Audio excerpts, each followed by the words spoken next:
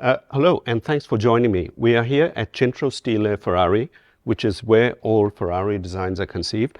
And there's a very good reason why we're here. This is the Ferrari 12Cilindri. It's the latest in a Ferrari V12 lineage that dates back to 1947. It follows in the wheel tracks of the 812 Superfast, the F12, the 599, 575, and so on. And it's as pure as a V12 supercar could get. There's no electric motors, no turbochargers, just a good old-fashioned V12. Actually, it's not old-fashioned, it's a state-of-the-art V12, 6.5 liters. It pumps out 830 horsepower, revs to 9,500 RPM. There's an all-new chassis under there, and as well as an all-new 8-speed dual-clutch transmission. But just as striking as the ingredients is the exterior of the car. So now let's take a close look at the exterior with the lead exterior designer for this car, Andrea Militello. Okay, Andrea, thanks very much for joining us and for your time. And I have to say, looking at this car, it's a much cleaner design. The F12 and the 812, which are also your work, which were much more overtly aggressive. They sort of had more elements and surfaces. This is a cleaner, more classical design.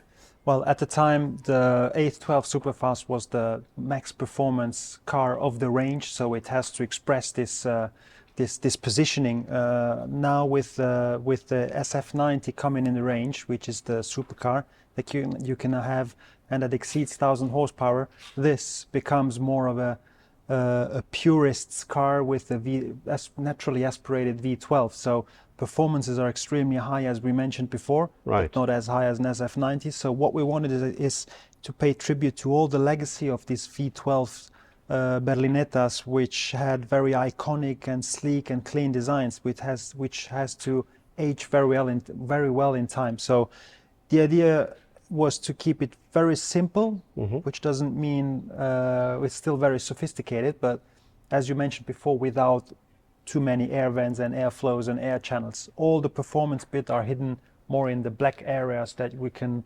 go through it if you want. Yeah, certainly. Overall, a very futuristic design. Yes. There's nothing sort of rearward looking about this car. Yes. Except, of course, this visor, which has some clear links with the Daytona. Can you explain why you looked at that car in particular? Yes, actually, we didn't look at the car. We didn't look at the Daytona. Our approach was trying to have a design approach a bit like if it would be a car that goes into space age. And I'm trying to imagine what would this car be if it would go through space. How do you get that kind of feeling? So one point was to get rid of the facial expression that you would have on a classic car with round lights and with an eye, with a mouth, with an expression. And to do so, we went with one unique black element in the front, which is very visible and very iconic, that makes it look more like a machine, a proper machine, and we integrated all the lighting in it. Now, what's happening is that the Daytona had a very similar approach, so we came, let's say, with a similar formal language with the premises that we gave to ourselves. So there is a link, but we didn't start, let's say, from the Daytona, and we really wanted to introduce that design element.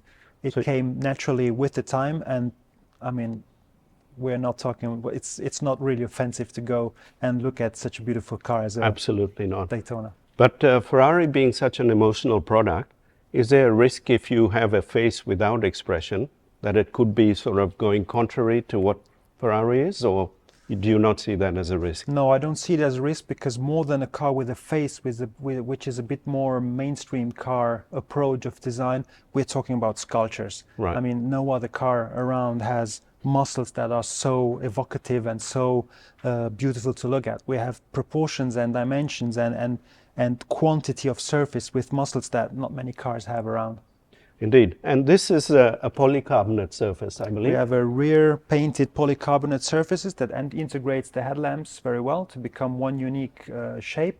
And then we have the introduction of elements that are sticking out that introduce the day running light. And you will see that by sticking out, they actually join together on the rear fender to that aluminium element that that emphasizes an air channel that extracts high pressure from the wheel arch. Yeah, so it's functional as well as aesthetic. Absolutely. In terms of airflow management. And in terms of the lower fascia, etc., could you talk a little bit about there? What are some of the elements that you were looking at? Yes, once again, it's very neutral in its shape in overall, but then you go deeper into it and you see that every element has a very strong function. We have aerodynamic elements that are sticking out to generate downforce. We have cooling of radiators here. We have a very, very big cooling in the front for the fender, and the water cooling, which is very prominent. So basically we have lots of cooling, but once again, they are not inside a mouth with a shape that could generate the facial expression, but in a very neutral lower part. And the vents in the bonnet, they are functional as well as aesthetic? Yes, we don't put design elements just for the sake of it. Everything has a function. So those air vents are there to extract hot air from the engine bay, which gives the possibility to close the lower part of the car to generate better efficiency of the ground. And for this car, you've introduced a cofango or a clamshell bonnet. Yes. Whereas the 812 had a conventionally opening bonnet. Was that for reasons other than aesthetics or purely for aesthetics?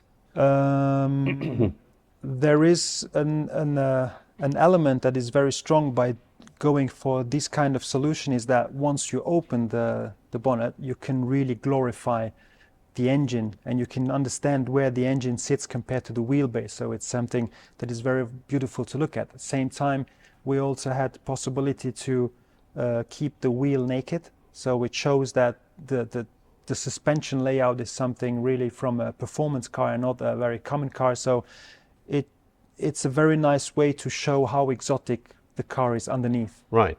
So seeing as you've mentioned that, perhaps we can have a quick look under the bonnet. Yep. So I have to say this really is a piece of art, really. Just as striking as the exterior is the underbonnet. And I see that the engine is set very well back. As a designer, does that give you added flexibility to shape the contour of the bonnet? Yes and no, because at the end of the day we have lots of elements in the front too, but the clamshell design actually helps a lot to emphasize the position, as you mentioned before, the position of the engine. It really shows that it's a mid-engine car, even if it's in the front. You can see that the engine starts behind the front rear, the front axle. Correct, indeed. And then these very striking cutaways that you mentioned, does that help with airflow management, or is it purely to showcase the wheel arches, etc.? It showcases the fact that we have very sophisticated suspension, and at the same time there was no structural need to have elements here, so we simply got rid of it. Why have material that you don't use? Absolutely. So some weight saving there as well. Weight saving. Yeah, well, beautiful. And another very interesting element is having the oil filler cap there. Is that a design? Was that something that was decided upon by design, or was that engineering driven? No, engineering put the oil tank on a different location because it's a dry sunk engine. Right. But then with the design, we made sure that we glorified the cap, which is aluminium. Absolutely, fantastic. And in terms of usability, it makes life very easy for the owner. Or for the mechanics. Or for the mechanics. All right, thank you. So just as striking as the front of the car is the side profile. In fact, I have to say, looking at this cockpit, it's a bit sort of like a fighter plane. Was that something you looked at for inspiration? Oh yes, definitely. We really wanted to get rid of what we would use as a classical cabin in body color. So we went for a black roof, which is only available in black. You can't have it body color. And this helps again to give this spaceship approach a bit like something coming from the aircraft world rather than automotive. And it also gives the possibility to introduce these cutouts where you can have three options of the roof, which could be glossy black as standard, or carbon fiber as we can see on this car, or panoramic roof out of glass.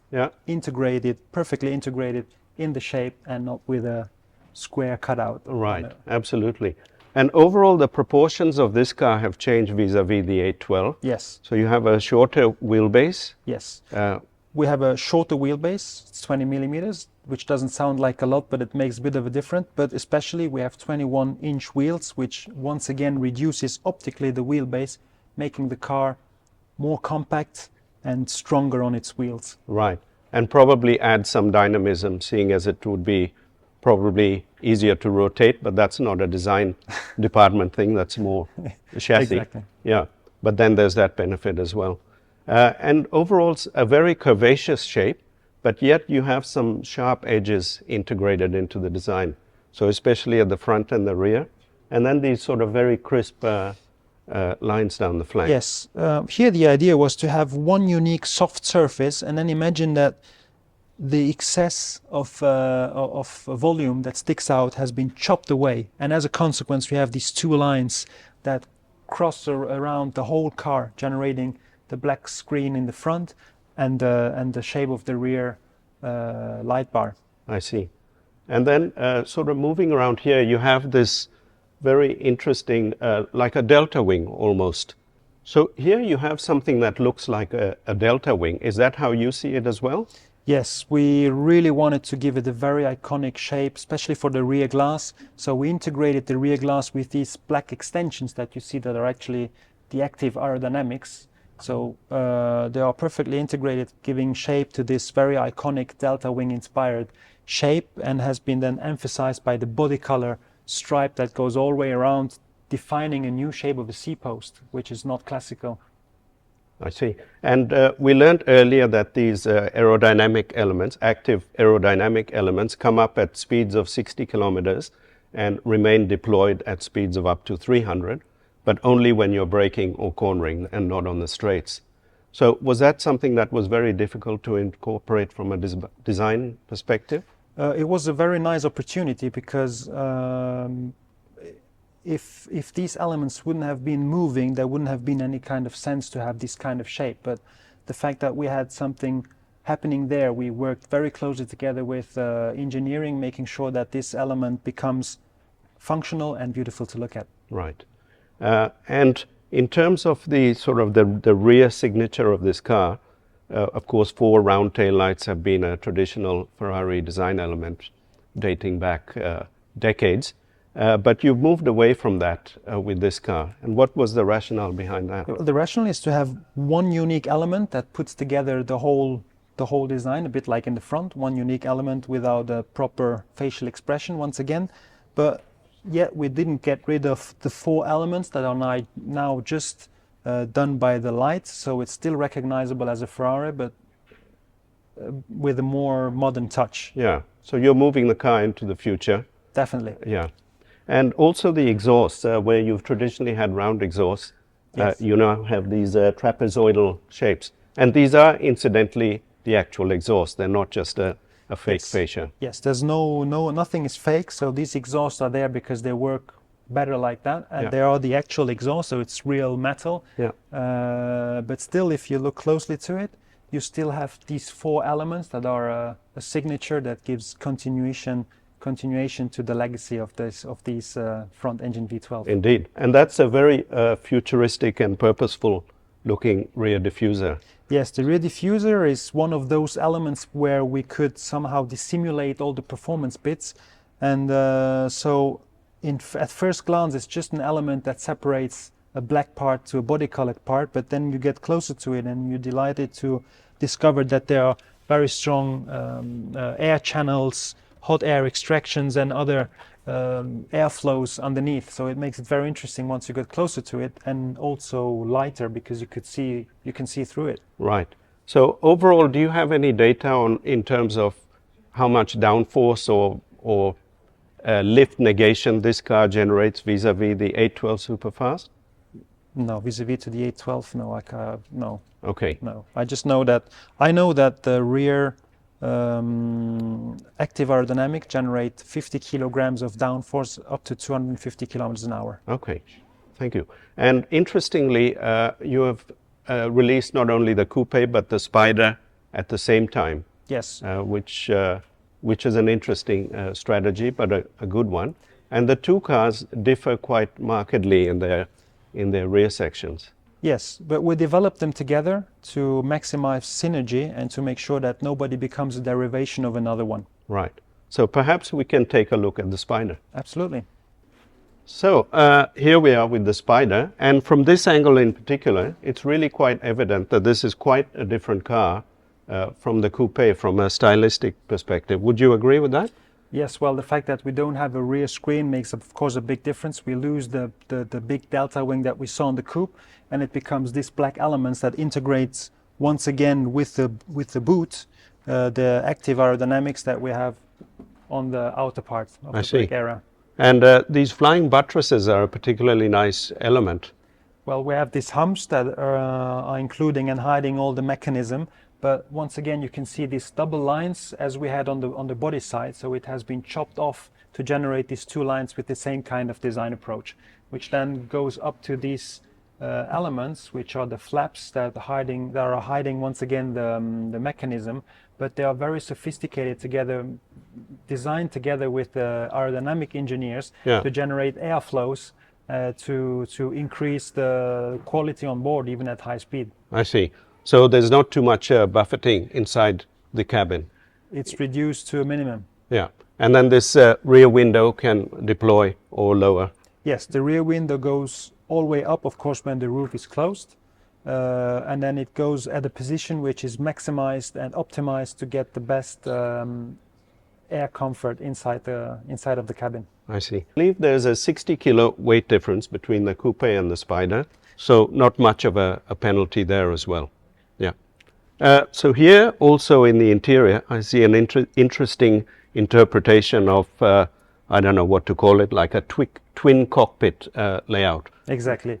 We have this double cockpit where the passenger gets a very similar situation as the driver without the steering wheel, of course. Instead of the steering wheel, we have a secondary screen from which the passenger can see informations about RPMs or speed, but also activate infotainment, so make choices of music and have some indications on the navigation.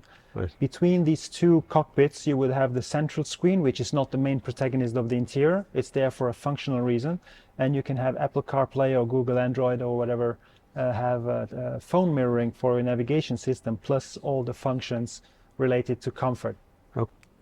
So there we have it, the Ferrari 12Cilindri, a very clean and classic design, but as we've just seen, a lot of very interesting design elements. And I say here thanks to Andrea. Thank you really very appreciate much. your time. You're welcome. And congratulations. I think Thank a you very very striking and futuristic design. Thank you very much. Thank you.